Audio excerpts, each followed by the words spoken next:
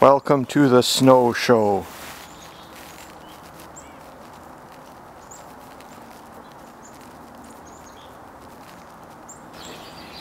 So this is how we dress for winter in Canada because it's really cold.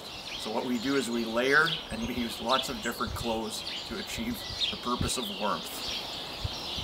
So what we start off is we start off with a second pair of socks, preferably wool socks. And these socks keep your feet warm, and they also prevent the skin from wearing on your feet. You walk a lot. So now we're going to move on to the next step. So what we're going to talk about is the different materials. So what I like to use is underneath I'm wearing a cotton t-shirt. Ideally it's silk, some sort of silk, because silk wicks the sweat away from your body, and that's a lot of what makes you feel cold. So, but cotton works well too. Cotton absorbs moisture, but if it gets cold, it's not very good. So what I have here is I have a wool piece of clothing. So I'm going to wear that over top like that. I'm going to wear lots of layers, and the objective is so that these layers allow me to regulate my warmth. If it gets colder, I put on more, and if it gets less cold, I put on less. The reason I use wool is because wool is warm even when it's wet. The worst thing that you can have in the winter is to be cold and wet. That drains the heat out of you very quickly, and you'll be shivering in no time. So the idea is not to get cold in the first place. So now I have a wool layer on. If I were outside and it were raining, you wear this right against your skin. So now the next thing I'm going to put on is another layer of wool. So this is a jacket. This is nice because it's like wearing a blanket. And I just zip it up like this, and now I'm warm. If I'm just in a cold house, I can wear this and I'll be quite warm. The next, the alternative that I could use too is polar fleece. Polar fleece works just as well. It's not as good as wool, but it's still it's nice because it's very warm. You can just stick that on top like that. So you get the idea. There's a lot of layers, and I'm sort of using the material to get what I want. This is bulking up. This is bulking me up. It's putting lots of insulation around me, and that's what keeps you warm, so that the air gets trapped in this warm insulation, and then there's an outside shell that keeps the rain and wind out. So that's essentially the concept that we're going to use. So this is polar fleece here, and I think I'm just going to switch back to the wool because I like it better. And now we're going to keep on going. So now we're going to move on to down, which is duck feathers. This is some of the best insulation for winter, and the reason it is because it traps the warm air. You notice ducks go swimming in freezing cold water and they're still warm. You can have that too. So here's a vest. This is a down vest. Down works well if it's dry. If down is wet, down is completely useless. It just gets flat, and it loses all ability to warm you. So if you have down, make sure it doesn't get wet. This is also true for a sleeping bag. If your down sleeping bag is wet, it's almost useless. Now we're going to move on to the next thing. So I have some options here, right? So I have a thinner jacket here, which I can use. This doesn't have very much insulative value in it, right? But because I have the down on it, and I have this wool underneath, it's fine. And this jacket has these little arm things here, or you can tighten them so the snow doesn't get in your up your sleeve. And you'll notice with these jackets, they are big and bulky, and there's a reason why they're that way, because they're supposed to trap the hot air, and they're some sort of a waterproof and windproof outside, and then this one has lots of pockets, and notice it covers you down to about here, which is nice. You don't want a short one like that and you freeze. You want a long one, ideally. And then what happens is now I zip it up, which is sometimes a little hard, like this.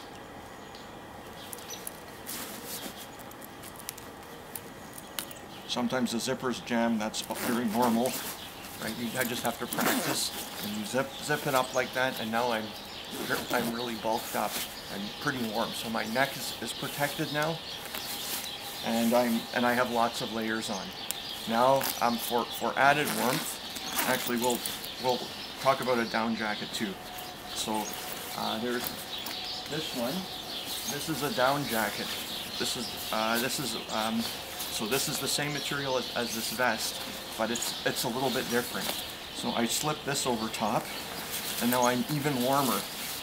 And it's also, notice it's also a longer jacket, which it has to be. And it again, the objective is to trap the warm air. I have a lot of insulation around me now. And this one is nice because it also has a hood, which you can adjust like this, and you can also snap these. Put these straps across it like that, snap them, and then it works well. So now we're going to move on to the hats. So there are a couple. Actually, no, we'll move on to the shawls. So there's this is just a little cheap little polar fleece shawl. If you use the shawl correctly, it's actually quite good. So I sometimes use two if it's really cold. If it's not too cold, I just use one. So the first one, it just gets wrapped around your neck like this. The reason it is to stop the cold air from going down on your neck. And then you can also take it and you can go like this. You can do this with really any jacket, and you sort of wrap it over your face like this, like a little kid, but it works well. It doesn't look good, but it works well. It's a really old technique, and the idea is to protect your skin from the cold weather. There's another technique that you can use too, which is one of these. This is like a balaclava, and this goes over top of your face like this, and then you can put your hats there. So this is just for very, very cold weather to stop your nose from freezing and your skin and cheeks.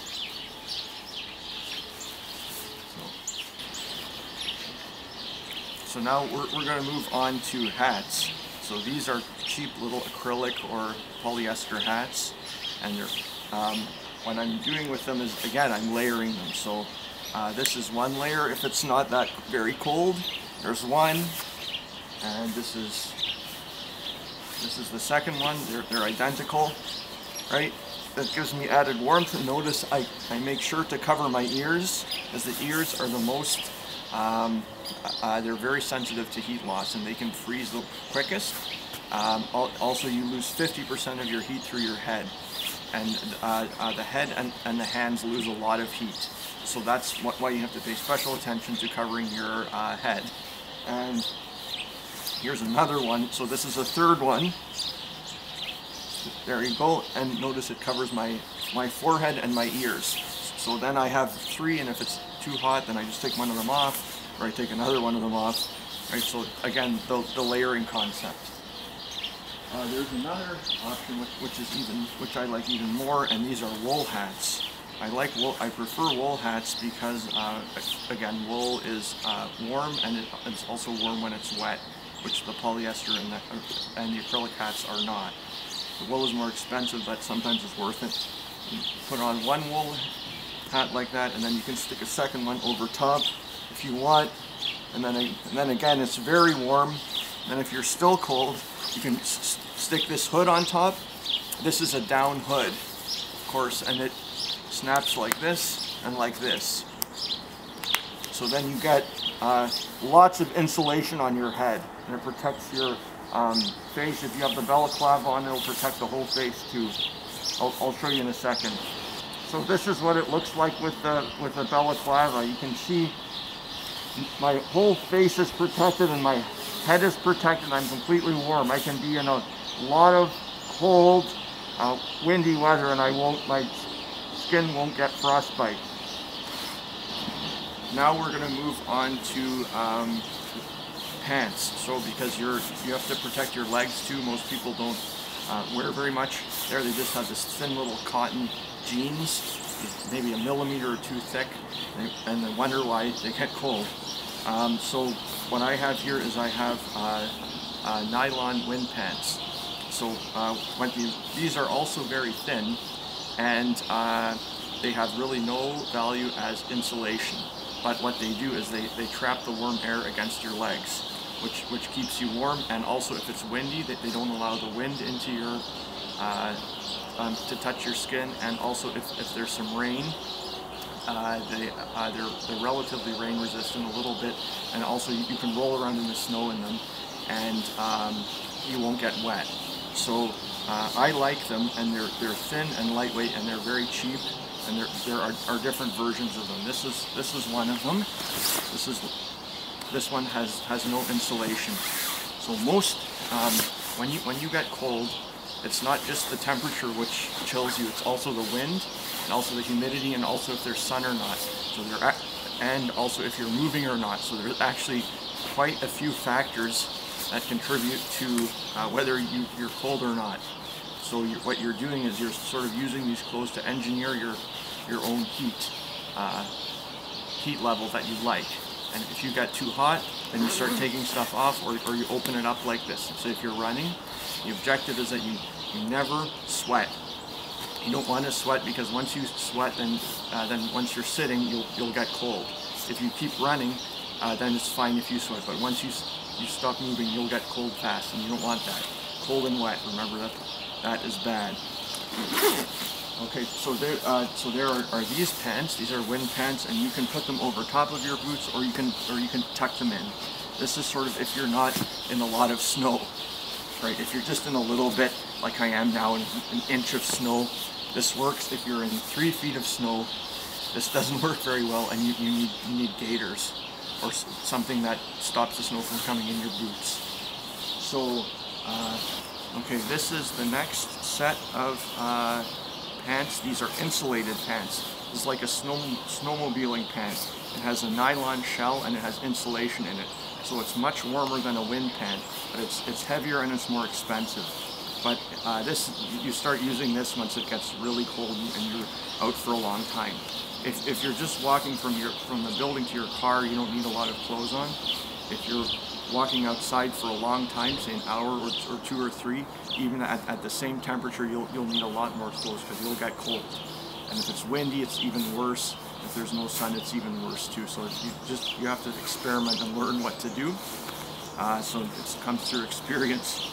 So now you put these wind pants on like this, and then they get zipped up and clipped up like that. And again, I make sure that the jacket is over top of it. With these jackets too, sometimes you can leave them open at the bottom, which is what the Inuit do. It's just open, and then the heat comes out the bottom. Or actually no, the heat doesn't come out the bottom because heat rises, but then if there's too much moisture, it sort of keeps them a bit dry. Or you can tighten it like this if you're rolling around in snow.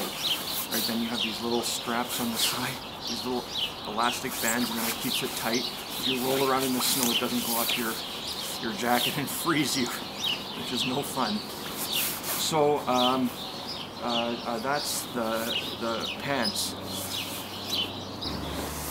So now we're going to talk about hand protection. This is important because your hands can get very cold very quickly. So what I do here is I have three different types of hand protection here. I have gloves. These are more for driving. When you get into a cold car and your hands are freezing. So these are leather gloves. They're thin, so you can touch the steering wheel well. And I treated them with Vaseline, so then the leather is very subtle, and it's also waterproof. It's deer skin. So these are nice. And then gloves are good because you can move your hands around a lot like this, so you can do stuff with them, but they're not as warm because each finger isn't touching the other, and there's just a little air pocket around each finger like that, so that they're not as warm as mittens, but you can do stuff with them, so they're easier for grabbing things. These are sort of more of a winter nylon glove like this. These aren't even very expensive like that. They're nice for relatively for not for freezing cold conditions, right, like that. They're good, and you can make snowballs with them or whatever. And then there are the mittens, which are like this. The mittens, I like them a lot better. Sometimes when it's really cold, because your hands are like this together, and then you because the fingers are together, they stay a lot warmer. So it works much better for really cold conditions like that. So there you have mitts. And when you buy clothes, you want to buy stuff that maybe stuff that working people use, because it has to survive and it has to last, or they wouldn't buy it. If you just buy fashion clothes, the fashion clothes are designed to look good, but they may or may not work. Okay, so what I have here is I have a little windbreaker. Look, it has no insulative value, but if I use this right, I can actually use it in quite cold, in sub-zero conditions, and I'll be fine. Look, here I have this. I have the wool on. I have all the layers on. I have the down on underneath, and then I just slip this over top. This is what a lot of people do when they go cross-country skiing, and again, it's the principle of the insulation and then the outside shell, which protects from wet and wind. Right, so this doesn't have to be thick. The insulation is in here. What I'm really doing is I'm building a jacket out of little parts, out of layers. So it actually works like a big expensive jacket, but it's in parts, and I can take it off or put it back together depending on what I want, if I'm hot or if I'm cold. So see, I just zip it up like this, and then if I were cross-country skiing, I'm exercising a lot, so my body is making a lot of heat, and then this way I don't have too much insulation on, and sweat doesn't come pouring off of me. So again, I'm just adapting to my conditions and how much I'm exercising or being active. So sometimes you can get good, very strong winter clothes from army surplus stores, because this stuff has to work for the army, and they're out for a long time, so in the cold days and days at a time, so it has to hold out, so it's probably relatively high quality stuff, so that's good. It's often it's quite cheap too.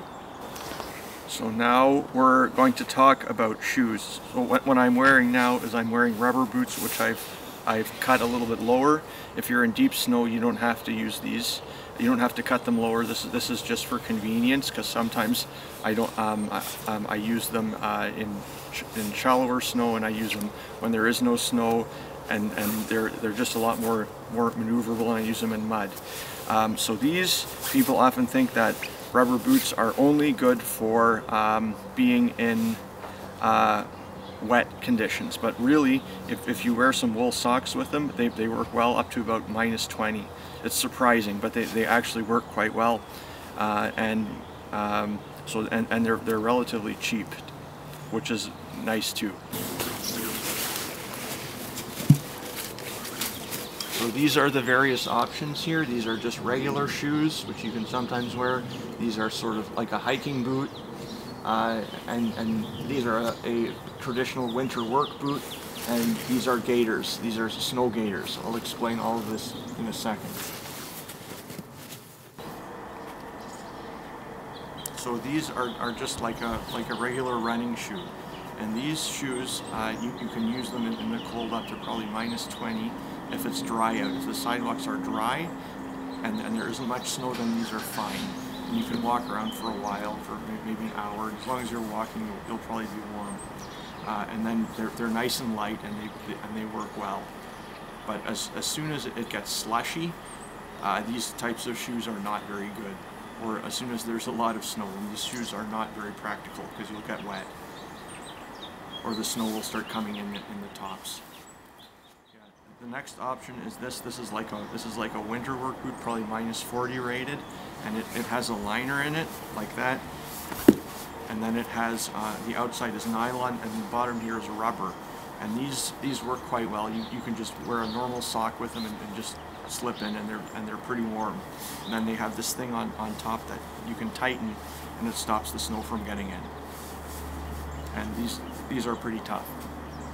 So what I'm doing now is I'm switching to these nice warm boots now, just for this video. So what I do is I slip in like this, and then I have this little clip thing on the top, and you can see the snow wouldn't get in there. So these are this is like a traditional work boot, and these are nice in high snow where there's lots of snow, like that. And a lot of the time, if it's a -10, it's a little bit overkill, so you don't really need them, but they are nice too when it's really cold. So these are sort of running shoes in the snow. If there's a little bit of snow, see, it doesn't matter very much, right? Because I can walk around in them. If I'm walking on slightly snowy sidewalks, they're fine, right? Once the snow gets that deep, then the snow just goes in the side there, and they're no longer any good. Okay. So what I'm doing now is I'm zipping up the gaiters, right? And these gaiters are useful because they keep the snow out. See, these are regular hiking boots here, but once I'm in deep snow with them, they work well, but the snow will just go in the side here, and that's not good. So then what I have to do is I just get some gaiters, which are not very expensive, and then I can convert the boots into something like this. Right, it works almost the same way. It's not as warm, but it works well, and then I can go in deep 3 feet of snow with these little boots, and it'll work perfectly. So I just knot them up like that,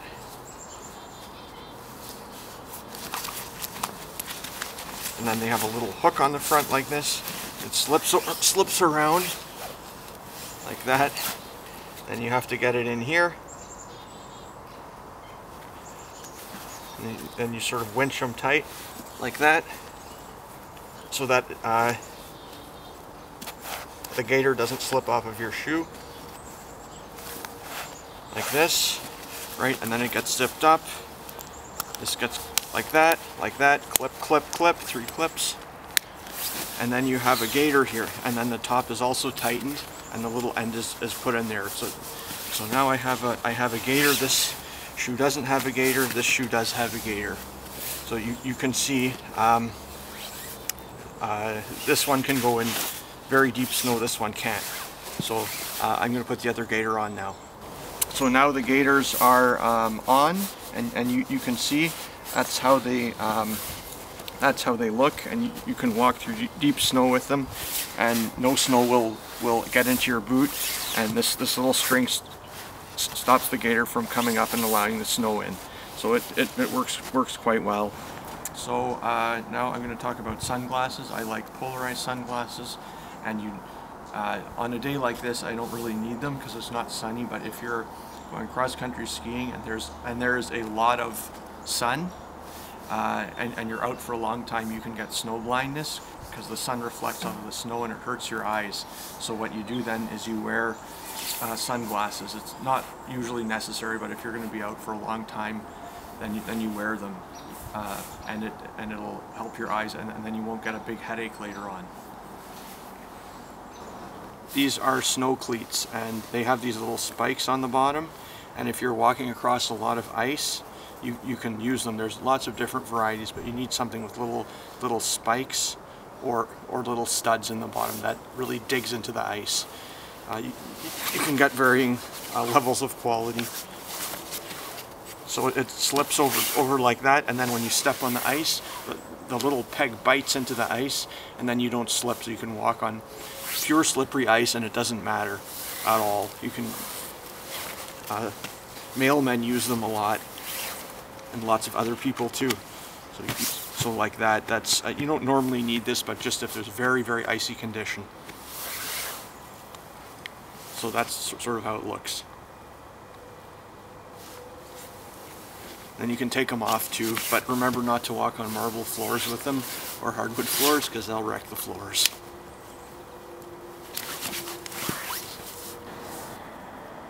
So now it's snowing and I'm all dressed. Look at my outfit. From head to toe, I'm totally covered and I'm totally warm. I have my hats on, my mittens, all my layers, my down, my snow pants, my gaiters, my boots with the little snow studs on them, everything. Now I can handle the coldest weather Canada has to offer.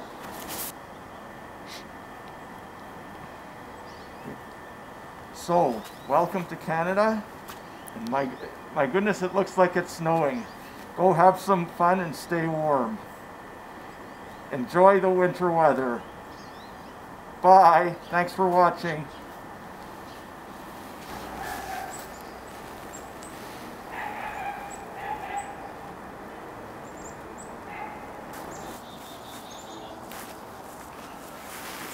Welcome to the snow show.